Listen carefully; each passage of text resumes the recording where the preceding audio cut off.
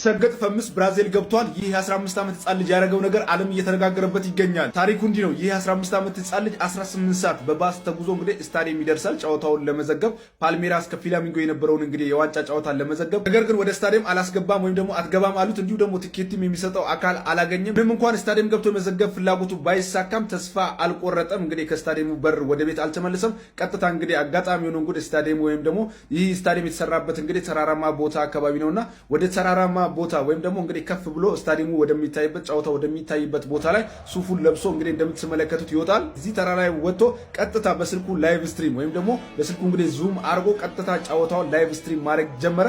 በዚህም ላይቭ ስትሪም ላይ እንግዲህ በሚገርም ሁኔታ 47000 ሰው እንግዲህ ይህን ጨዋታ ሲመለከት ነበረ።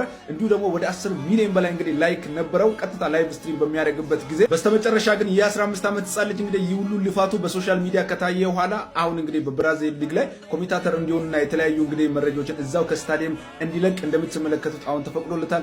እየገባ አሁን እንግዲህ የሚወደውን እንግዲህ ዘገባ እያካሄደ ነው የሚገኘው። የምትፈልጉት ነገር እንዲሳካ የቱንም ያህል ፈተና ቢኖር ፈተናውን ማለፍ መሻገር እንዲሁ ደግሞ መሰገጥ ይኖርባቸዋል። ከዚህ ከ15 ዓመት ህጻን ልጅ እንግዲህ የምንማረው ይህ ነው። ይህን ቪዲዮ ኮፒ ሊንክ፣ ሼር፣ ሪፖስት አድርጉት። እንዲሁ ደግሞ ህይወቱን ለማሸነፍ ለሚታገለው ጓደኞቻችሁ ሜንሽን በማድረግ ይህን ቪዲዮ እንግዲህ በርታ በሉት።